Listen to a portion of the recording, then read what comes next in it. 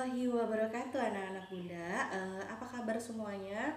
Semoga kita selalu diberi kesehatan dan keberkahan serta perlindungan oleh Allah SWT. Nah, untuk anak-anak bunda, hari ini kita akan mempelajari materi tentang penegakan dan perlindungan hukum di Indonesia, yaitu pelajaran PPKN kelas 12. Nah, anak-anak bunda semuanya, tetap semangat dalam belajar, jangan menyerah walaupun hanya melalui pembelajaran daring. Semoga anak-anak bunda paham semuanya. Nah, jika ada yang tidak paham, boleh ditanyakan kepada bunda. Nah, langsung saja mari kita simak sama-sama berikut materi pembelajarannya. Oke, baiklah, hari ini adalah materinya perlindungan dan penegakan hukum di Indonesia.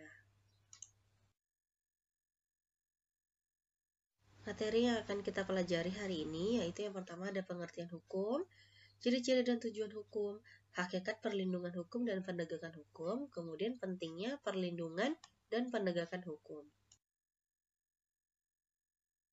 Nah, untuk pengertian hukum, menurut Immanuel Kant, hukum adalah keseluruhan syarat yang dengan ini kehendak bebas dari orang yang satu dapat menyesuaikan diri dari kehendak bebas dari orang yang lain, menuruti peraturan hukum tentang kemerdekaan.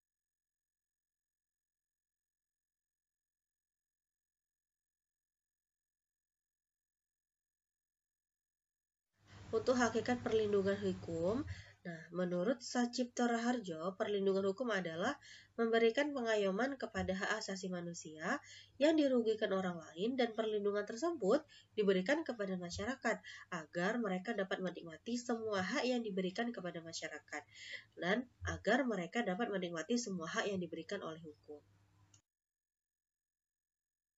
Hakikat penegakan hukum. Nah, menurut Jimli Asidiki, adalah proses yang dilakukan upaya untuk tegaknya atau berfungsinya norma-norma hukum secara nyata sebagai pedoman perilaku dalam lalu lintas atau hubungan-hubungan hukum dalam kehidupan bermasyarakat dan bernegara. Terakhir, yaitu pentingnya perlindungan dan penegakan hukum. Kondisi yang terjadi apabila perlindungan dan penegakan hukum dapat dilaksanakan dengan baik antara lain terciptanya supremasi hukum, kemudian tegaknya keadilan dalam masyarakat. Nah, kemudian yang ketiga yaitu menjamin masyarakat yang tertib. Nah, apa sih supremasi hukum itu? Nah, supremasi hukum adalah hukum yang mempunyai kekuasaan mutlak dalam mengatur kehidupan berbangsa dan bernegara. Nah, kemudian kalau menjamin masyarakat yang tertib. Nah, dengan demikian, hukum menjamin terdapatnya sebuah kepastian setiap anggota masyarakat tidak diperbolehkan menjatuhkan hukuman atau menghakimi atas perkaranya sendiri, melainkan harus diselesaikan dalam proses hukum. Kemudian, tegaknya keadilan dalam masyarakat. Nah, Profesor Subekti menambahkan bahwa keadilan tersebut digambarkan sebagai sebuah kondisi keseimbangan yang membawa ketentraman dalam hati setiap orang yang apabila terusik atau dilanggar dapat menimbulkan goncangan dan kegelisahan. Keadilan dalam kehidupan bernegara dapat dipahami sebagai sebuah kondisi yang di dalamnya setiap warga negara dapat menikmati haknya dan menjalankan kewajibannya sebagai warga negara dalam porsi yang sesuai.